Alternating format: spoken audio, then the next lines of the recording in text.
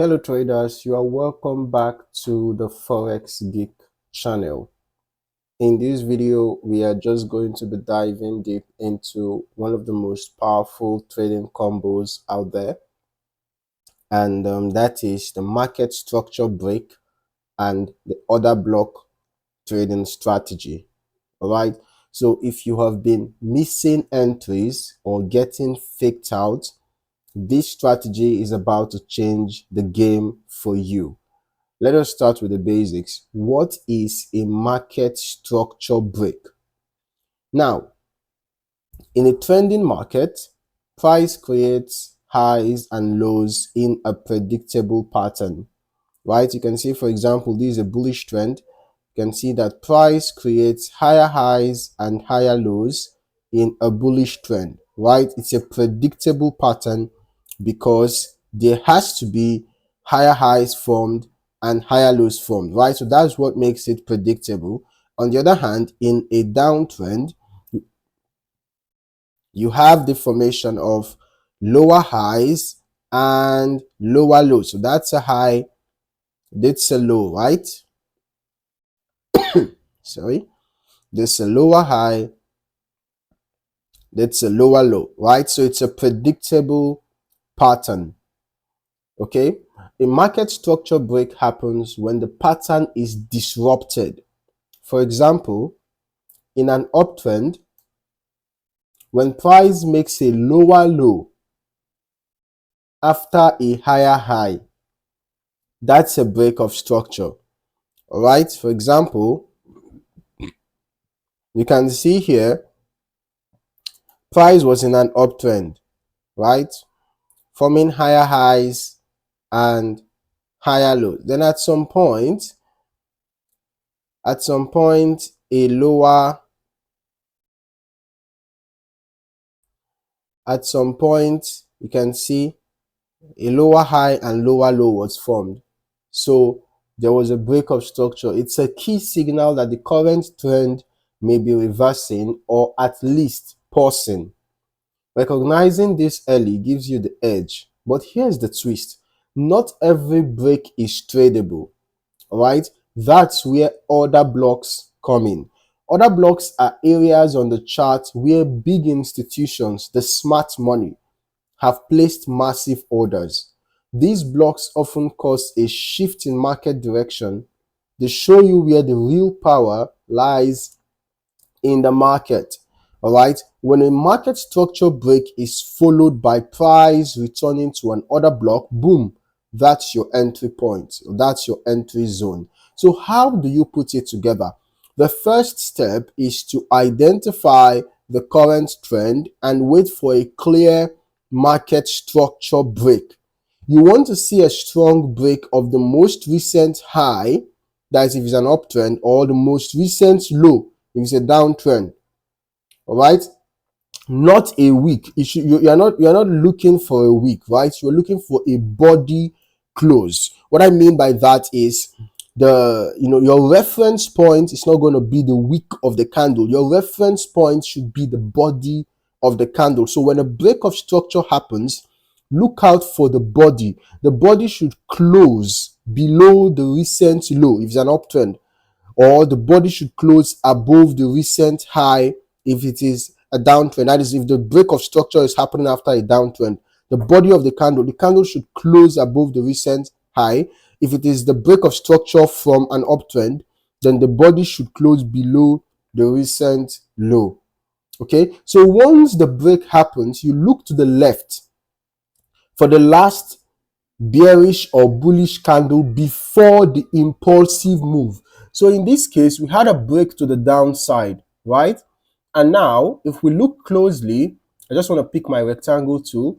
If we look closely, this was the last bullish candle, right? That was the last bullish candle before this impulsive move that led to this break of structure, right?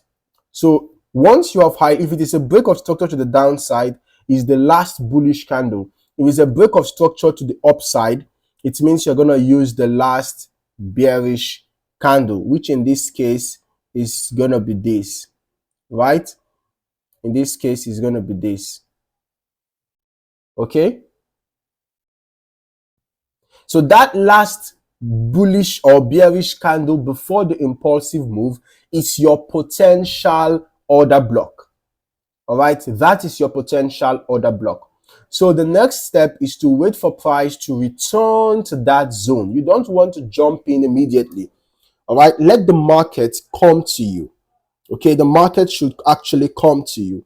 All right. So if we're going to extend this, we're going to extend it further. All right. So you can see that the market eventually retested this zone around here, and there was a rejection. You can see there was a rejection from this order block zone.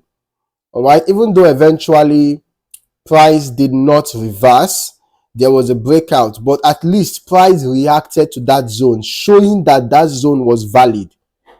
Okay, at least this is a confirmation that this zone we highlighted was actually valid, because price reacted there. Price got rejected before a breakout finally happened. And you can see that it took about 5 days. It took about 5 days before that level was broken. All right. So before you enter a trade, make sure you use confirmation. You watch for rejection. Lower time frame structure shift. You can go to a lower time frame actually and find a structure shift on the lower time frame. Get a confirmation to enter the trade on the lower time frame. For example, I think this should be that same pattern that we saw on the daily time frame, the rejection. So had it been you had come to the lower time frame and you looked for a good entry, you could have entered this trade on the lower time frame and you would have made good money. The reason is that because this is a daily order block, this is an order block on the daily time frame, so the lower time frames have to respect it, right? So in as much as we saw a rejection on the daily time frame, if you come to lower time frames, you will get good entry opportunities. So in that case, had it been we had waited for a confirmation, and remember the confirmation signals could be, candlestick patterns, right? So in this case, let's say we had entered after this bearish engulfing.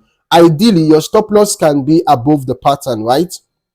Or if you want a more conservative approach, you can take your stop loss above the order block zone entirely, right? But so long as you've got your confirmation, putting your stop loss above the pattern should be okay, right? It should be okay. So now, having done that, this would have been this should have been a good place for your exit. It's just that in this case, we are not having a good risk to reward ratio.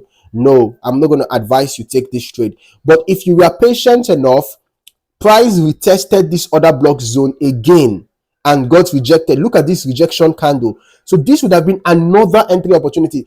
This one shouldn't have been entered because the risk to reward was not good. I remember I used this support as my take profit, this blue line. I marked this support. If you remember, some minutes ago, I marked this blue line, right? So this is another entry opportunity. And if your stop loss was above this candlestick, this rejection candlestick showing a possible reversal, you would have gotten a good risk to reward ratio. Can you see? This same support zone, but better risk to reward. So this would have been a good opportunity to enter a sell, this particular opportunity. All right. So basically, this is how it works. All right. This is an effective strategy. All right. It's an effective strategy that you can take advantage of. Now, a quick word on fake outs. They happen. All right. To avoid them, always wait for a confirmed break with body closure. Use multi-time frame analysis to make sure the structure aligns. All right. And don't enter blindly into the order block zone. Wait for price action confirmation. This strategy helps you stay in tune with the market, enter where the institutions are interested, and avoid getting caught in retail traps.